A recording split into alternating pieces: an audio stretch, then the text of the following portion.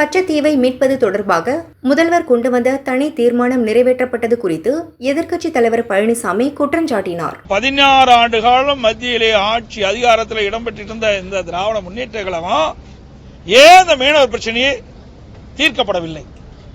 ஏன் கச்சத்தீவை மீட்பதற்கு எந்த முயற்சியும் எடுக்கவில்லை? அதைத்தான் நாங்கள் சட்டமன்றத்திலே நான் கேள்வி எழுப்பினேன். அதை பேசுவதற்கு முழுமையாக பேசுவதற்கு சட்டப்பேரவையில் அனுமதிக்கவில்லை. இப்பொழுது தேர்தல் வருகிறது, அடுத்த ஆண்டு தேர்தல் வரப்போகுது. அந்த தேர்தலை ஒட்டி இன்றைய முதலமைச்சர் அவர்கள், திராவிட முன்னேற்ற கழக அரசு, திமுக கட்சி ஒரு நாடகத்தை அரங்கேற்றிருக்குது. இந்த தீர்மானத்தின் மூலமாக ஏதோ மீனவர்களுக்கு நன்மை செய்வது போல இந்த தீர்மானத்தை கொண்டு வந்து அவையிலே வைத்து விவாதித்திருக்கிறார்கள்.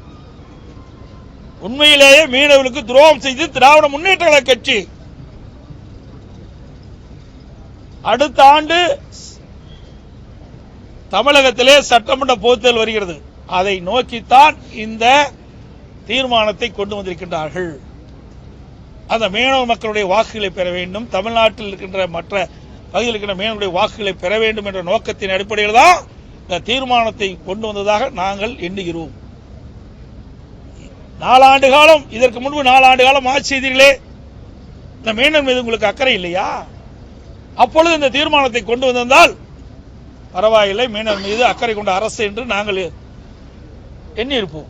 ஆனால் 4 ஆண்டு காலம் கழித்து இப்ப 5ஆவது, இதுதான் கடைசி பட்ஜெட். இப்பொழுது இந்த மீனவர் நலன் சார்ந்த கச்சத்தீவை மீட்போம் என்று ஒரு தீர்மானத்தை சட்டமன்றத்திலே கொண்டு வந்து இன்றைக்கு மீனவர்களை ஏமாற்றுகின்ற ஒரு நாடகத்தை தான் என்று நாங்கள் கருதுகிறோம். ஏன்னா காவிரி நதிநீர் பிரச்சனை வந்தது, அப்ப என்ன நடந்தது உங்களுக்கு தெரியும். நான் அடிக்கடி அதை திருப்பி சொல்ல வேண்டிய அவசியம் இல்லை. தமிழ்நாட்டு மக்களுடைய உரிமைகளை காத்தமா இல்லையா? அதே போல ஹைட்ரோ கார்பன் பிரச்சனை வந்தது, புரிந்துணர்வு ஒப்பந்தம் போட்டது திமுக.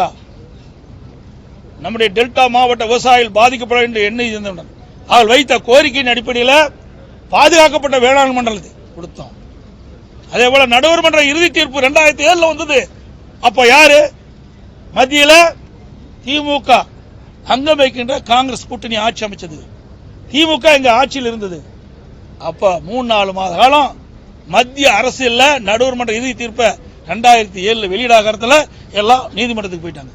அப்ப மாண்பு அம்மா அவர்கள் தான் உச்ச நீதிமன்றத்தை நாடி தீர்ப்பை பெற்றாங்க. எல்லாமே தமிழ்நாட்டின் நலன் சார்ந்த பிரச்சனைக்கு அதிமுக தான் துணை நின்றது.